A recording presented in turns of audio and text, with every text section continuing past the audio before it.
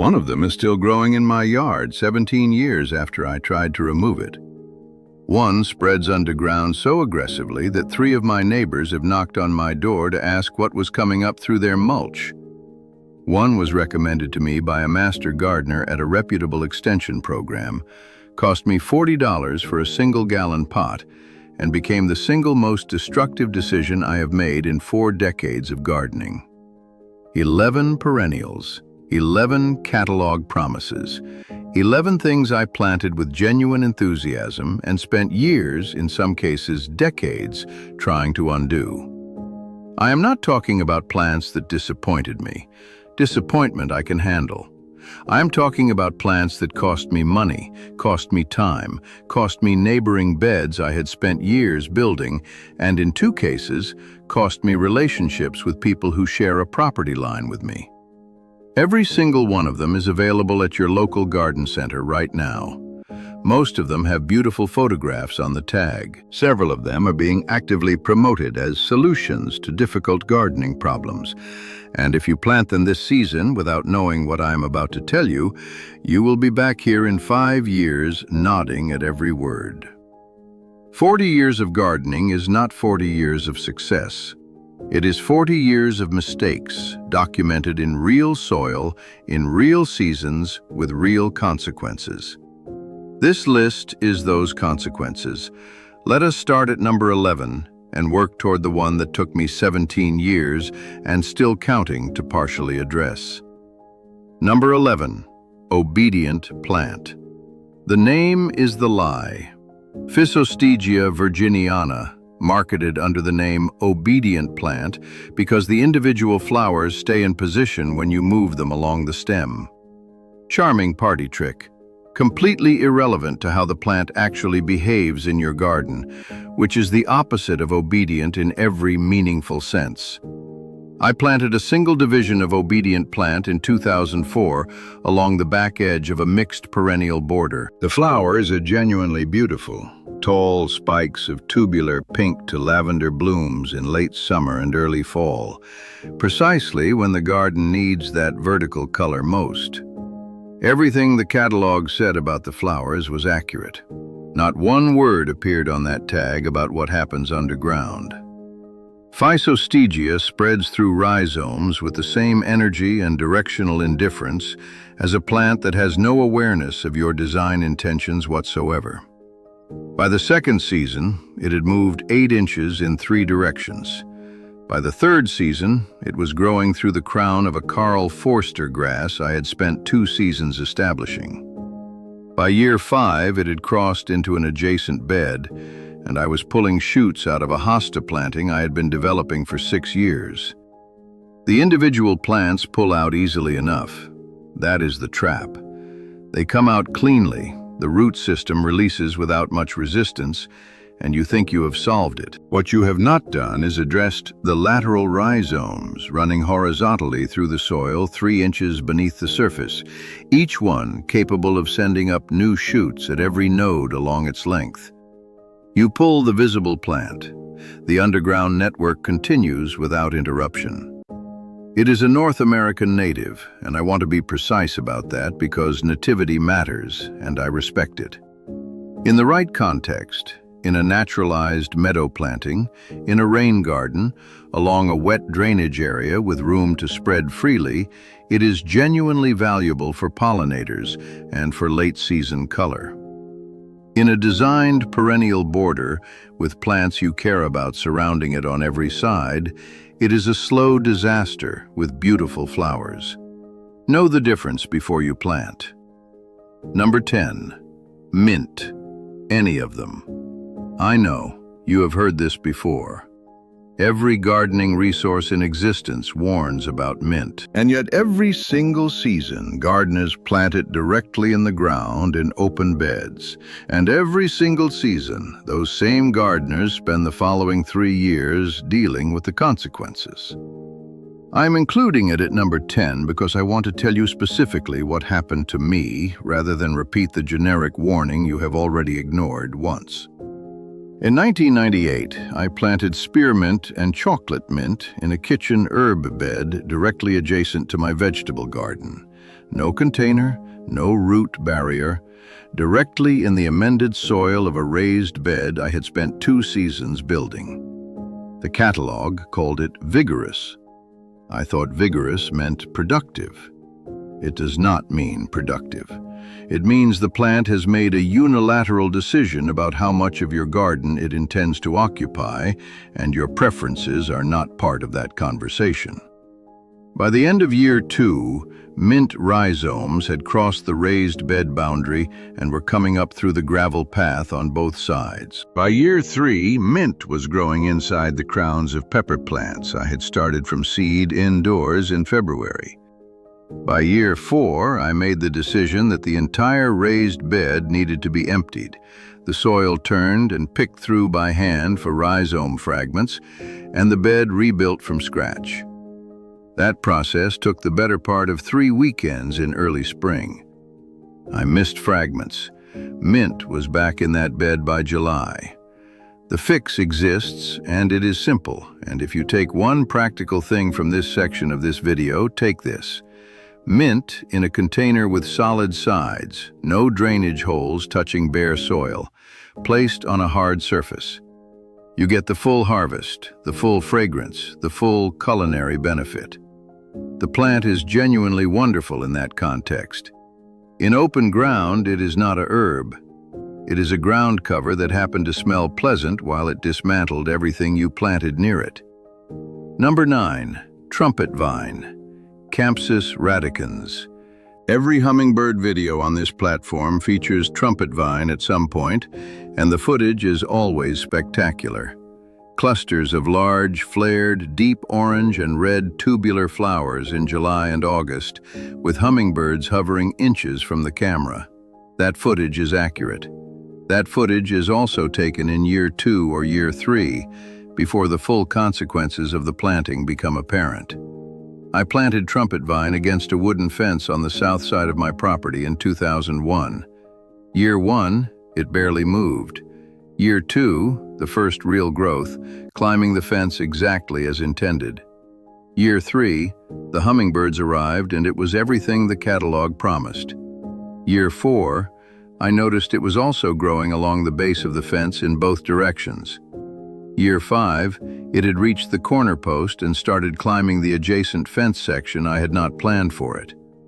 Year 6, I found it growing up through the floor of a small garden shed 12 feet from the original planting. The roots had traveled under the shed foundation and come up through a gap between the floorboards.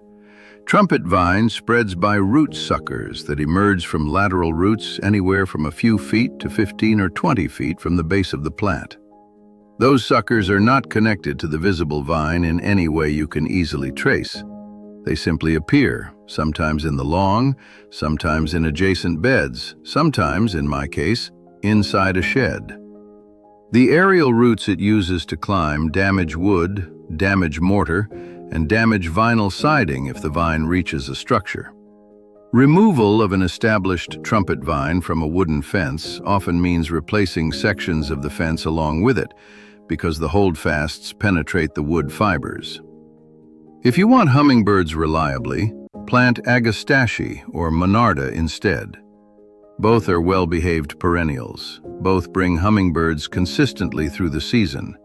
Neither one will grow through your shed floor. Number 8, goutweed. Egopodium podagraria. The variegated form is sold under the name bishop's weed, and it is one of the most deceptively beautiful plants in this entire list. White-edged green leaves, clean and crisp, forming a dense, low carpet that genuinely does suppress weeds underneath it in the short term. The catalog sells it specifically for difficult dry shade, the impossible strip along the north side of a building, the area under a dense tree canopy where nothing else will grow. I planted it in exactly that context in 2003 under a large Norway spruce where I had failed to establish anything else for 4 consecutive seasons. Year 1, it worked precisely as advertised. Year 2, it was covering the ground under the spruce completely, and I was genuinely pleased.